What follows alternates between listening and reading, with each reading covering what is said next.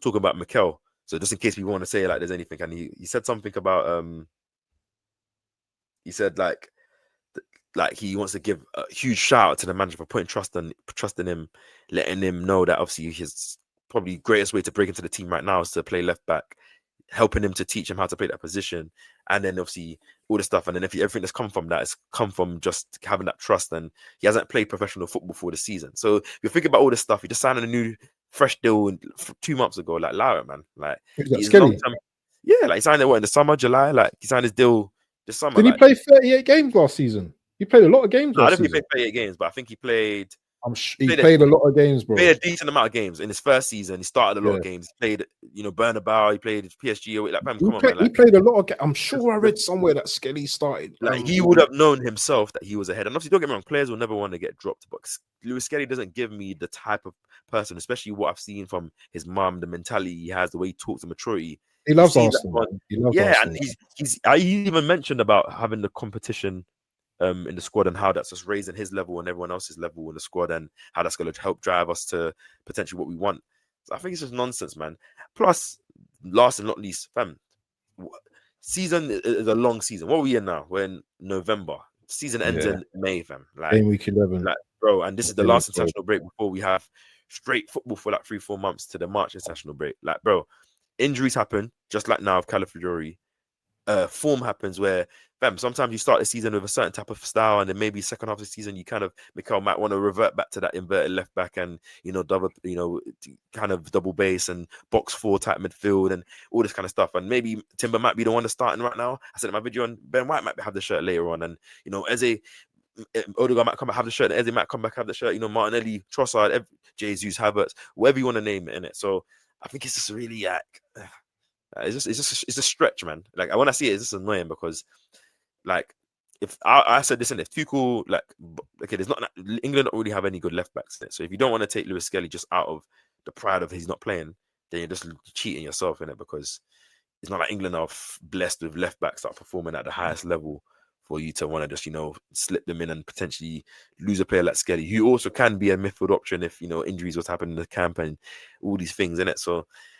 Like his time will come anyways. Like it's better for you to make the squad when it's the end of the season than to be making the qualifying squads now, and you're not there. 100%. If Calafiori is injured, if Calafiori is injured though, and let's just say he's out for the next couple of games, who do you want to see? Would you want to see Nkapie or would you want to see Lewis Skelly? I hate when I hate when you drop these questions on me, man, because it's live and it's like I have to give an answer like straight away. It's not like I can what kind of left back? Okay, I'll say it like this, make it a bit fun. What type of left back would you more enjoy? I think Nkapie is more of a overlapping, more of a wide fullback, whilst Lewis Skelly. It's not about enjoying for me. It's about winning. Who's going to get the job done? Man,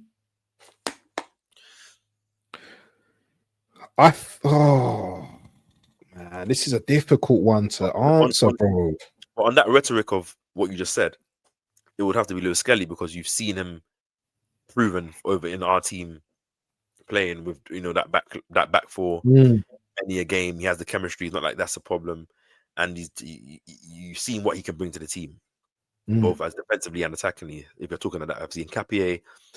He looks very good so far, but he's still more of an unknown entity in it. You know what is? Yeah, you know what is for me? I think when it comes to like Spurs and Chelsea, Skelly knows the thing in it. He knows the deal in it. And I'm not saying Nkapie is not a great player or a good player, but I just think, especially for this Spurs game coming up, I think Skelly, it's got to be Skelly. You know what I'm saying? Because he knows the team. He knows about the North London derby. He breathes Arsenal. He's gonna. The passion, all of that. It's a no-brainer. He has to start. And even the Stephen Gold plus one, I'll even slip in, I'll put Nkapie for the Bayern game because he's familiar with the German opposition. He's played against them. And that's what I'm thinking. You're thinking the same thing. I like that. Yeah. We're thinking alike. We're thinking alike. And it's good to have these type of arguments because last year we were like, well, it's either him or Kieran or Calafiori.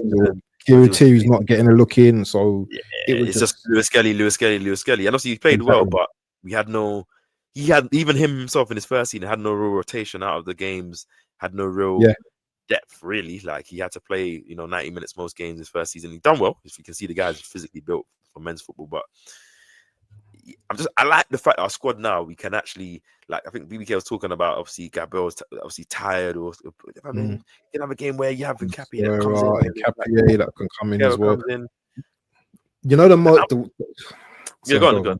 No, now, you go on. the one thing I'm looking forward to, yeah, is the players coming back from international break. But I think we might not get everyone back. I'll be honest with you. There might be some players that ain't ready yet. I just got a feeling there might be the one or two that might not be ready. I think everyone's back, man, because I think McCoy. Well, I don't know if Odegaard's back yet. Yeah, Mikel is usually very coy when on injuries. Like, if he knows someone is not, like, when they've been asking him for Havertz all these weeks, and he just said, yeah, weeks. But then when they asked him, was it before the Sunderland game or before the Champions League game, and he was like, well, let's just say. And obviously, I think they asked him about Jesus and it being back in training, and he was obviously, what are you saying about Jesus as well? Because no one's saying anything. What can he do? Can he do a job for us? What? Come on, man! Like, I know, bro. I come know. on, man. Like, guys. Okay, cool. We know about the goal scoring stuff and that, yeah. But let's be serious. This guy is a footballer. Like last season, he had his run.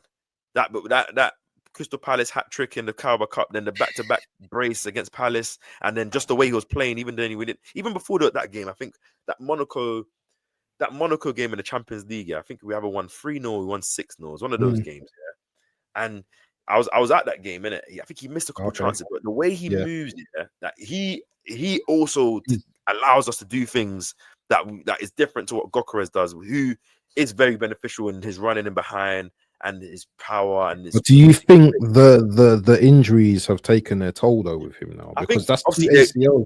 One, he's an older player too. Yes, they would. He's not that old though. No, I'm saying older player, innit? Like, he's getting older. Yeah. And I'm not saying he's that old. He's like 20, 27, 28. Yeah. He's not the Jesus of 23 where you first see him in City and all of the first season in Arsenal where he's just obviously just samba dancing all over the pitch. But that's his natural play style. He's always going to do that, innit? And I think the main thing for me is that I've been watching Jesus' space in it on his Insta. He's been posting being back in obviously individual training since August, and we're in November. So you have to realize he's been fit and on the pitch for a long, long time. Like, where Mikel, the medical doctor, said, "Fam, we have enough depth now. You don't need to try and be 85% and say, oh, I'm 100. Fam, you come back when you're 100%. Gabriel Jesus. There's no pressure." Well, you have the pressure on yourself because you want to come back, but there's no pressure for the team. We're trying to rush you back.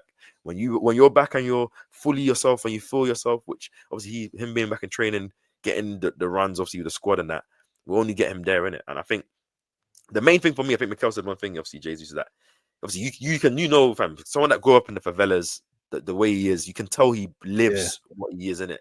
And with his injuries, you can tell that he's been upset. Gabriel Jesus was the one that said, I want to help Arsenal win the Premier League, and I've came here to try and elevate our level. I'm pretty sure, obviously, Zinchenko, I guess, is not part of that now, but he still has that on his heart, innit? And if whether this is his last season or somehow he stays another season after this, I'm pretty sure he's gonna want to be a huge contributor to that, innit? And have his say and have his part in that. And I think just off having the short memory of last season, I think that little 5-game stint he had where you have to realize he was looking good, just the skills, the goals, everything was there, innit? So I'm not saying that, I'm saying like he has something to add. And I think with the competition now where he knows what you're saying, where does he play then? Where does he play in his team? Where does he play? On the wings, up front? I think he plays everywhere, innit? Wherever you need him. Because I feel like you've seen it this season. You're never going to have the full Arsenal, no pun intended, together like for weeks on weeks on weeks. Like, players will come here, someone else is going to drop out. So when players come back from injury, there'll be space for them. So whether you have Gyökeres and Havertz fit, but he might only have Martin Trossard fit. Then family plays second left winger, fine. You might not have Madueke fit or Saka, then you have him as a right winger. Like, and if he has to play strike some games where you want to rotate, I think you can have the choice now to say, like, you can have 2 strikers on the bench instead of having just one striker and like for like, and having the Havertz and Jesus on the bench, 2 different type of players. Maybe the game might be suiting more of a Jesus and a Havertz, or Havertz and Jesus. You have that optionality, which I think is the main thing that I'm looking forward to. And I feel like if we can get a moment where everyone's fit, then that means that certain players aren't having to load so many minutes because they can't get rotated. I think then we can start to see the benefit of having a squad where, I mean, certain game styles might call for certain type of players, and we can start to see us, Mikel probably potentially use that. But I think Jesus has a big say, man. Even one last dance for us, brother. Hermanos. One last dance for me, for my brother, and everyone else.